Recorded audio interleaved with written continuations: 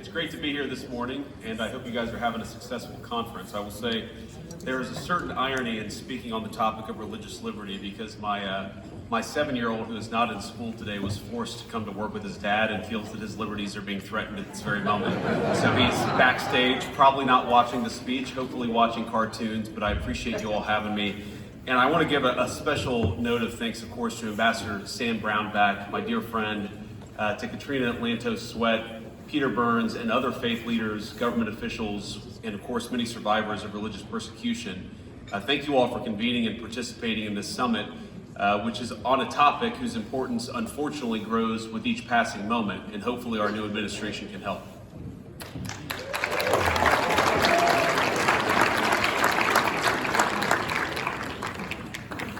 Religious freedom, of course, is the freedom to practice one's own faith and act according to one's own conscience.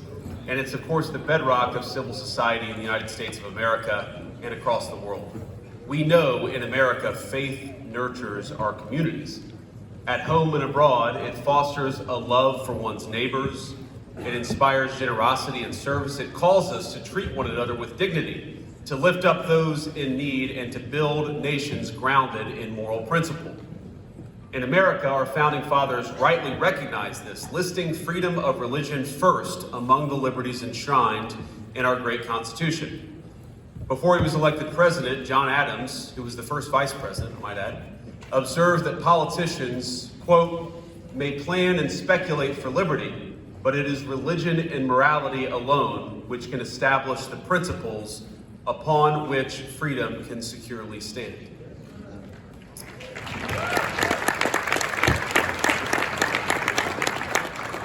Now, of course, that's an important lesson for any lawmaker in this room, but for all of us in this room. But I'm here this morning in part to reflect not only on the words of our founders, but especially on those of their own intellectual forebears, the church fathers of classical Christianity, to which we owe the very notion of religious liberty. And I know we have people of every faith here, but it is, I think, a conceit of modern society that religious liberty is a liberal concept, but we know that religious freedom flows from concepts central to the Christian faith in particular, the free will of human beings and the essential dignity of all peoples.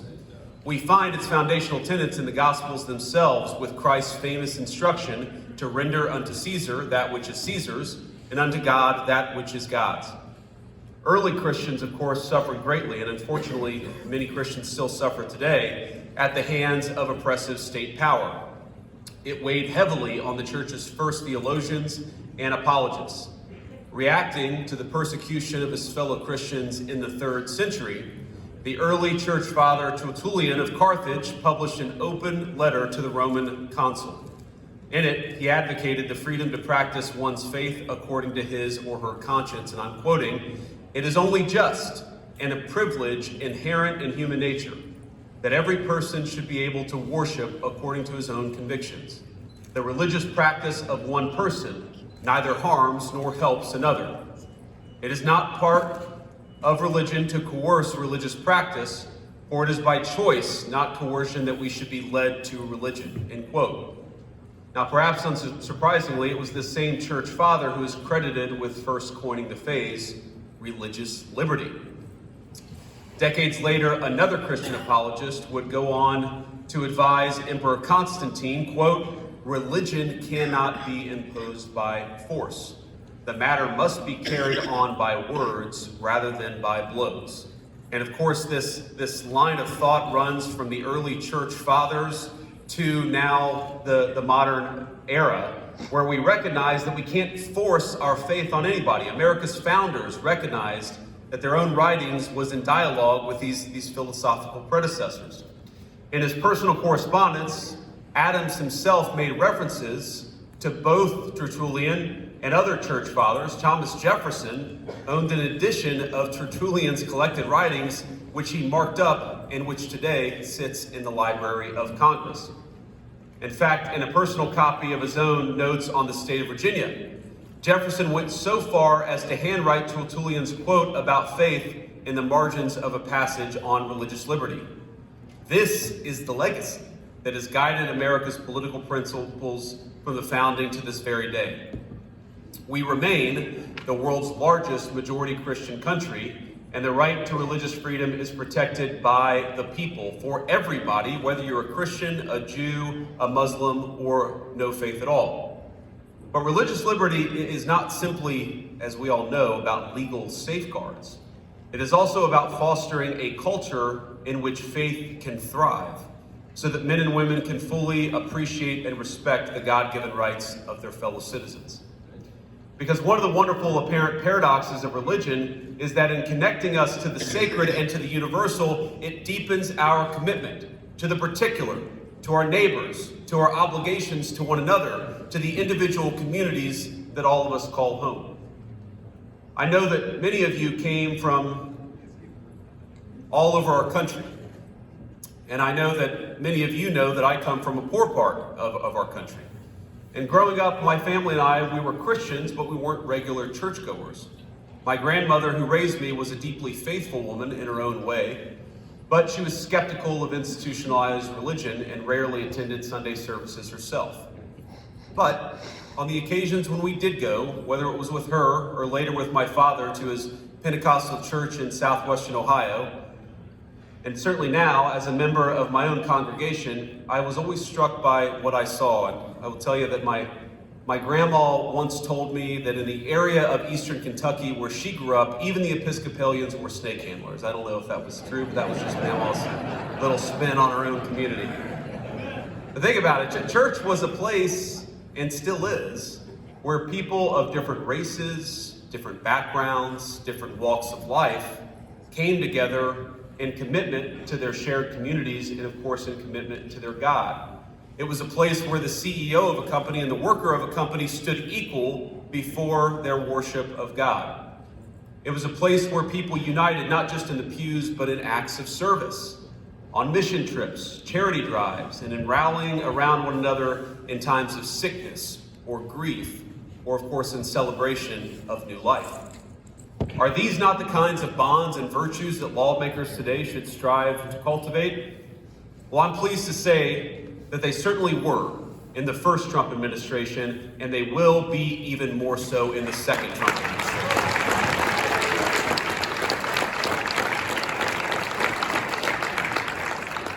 Now, in his first term, President Trump centered the cause of advancing religious freedom in his foreign policy. In China, across Europe, and throughout Africa and the Middle East, the first Trump administration took critical steps to protect the rights of the faithful, whether that was by rescuing pastors who were persecuted by foreign regimes, or bringing relief to the Yazidis, Christians, and other faith communities facing genocidal terror from ISIS. And in his domestic policy, President Trump's first term brought a new high watermark for religious Americans. He took decisive action to defend religious liberty, combat anti-Semitism, and preserve the conscience rights of hospital workers and faith-based ministries as they provided care to their fellow Americans, and to remove barriers for religious organizations and businesses to contract with the federal government. You shouldn't have to leave your faith at the door of your people's government, and under President Trump's leadership, you won't have to.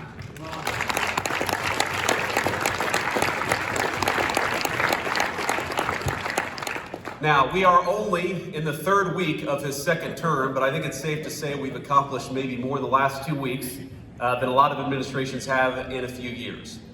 But this administration is intent on not just restoring, but on expanding the achievements of the first 4 years and certainly of the last 2 weeks. And in this short period, the president has issued orders to end the weaponization of the federal government against religious Americans, pardon pro-life protesters who were unjustly imprisoned under the last administration, and importantly, stop the federal censorship used to prevent Americans from speaking their conscience and speaking their mind, whether it's in their communities or online.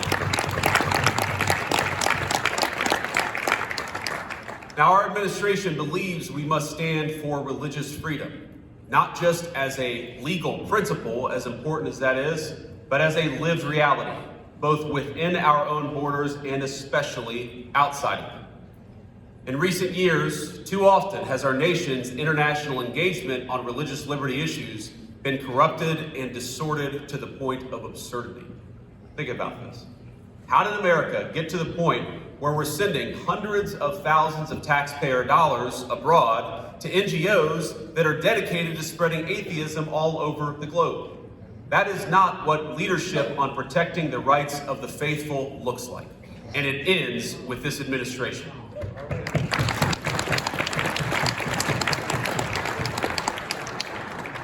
And I'd add that part of our protecting religious freedom initiatives means recognizing in our foreign policy the difference between regimes that respect religious freedom and those that do not. The United States must be able to make that distinction. We must be able to look at the catastrophes, like the plight of Iraq's Christians over the past 3 decades, and possess the moral clarity to act when something has gone wrong.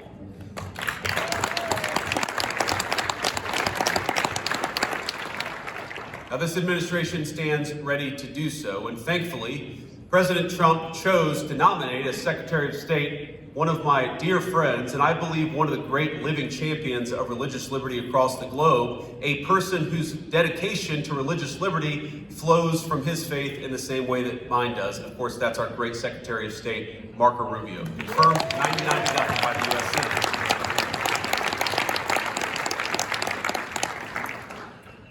But both at home and abroad, we have much more to do to more fully secure religious liberty for all people of faith.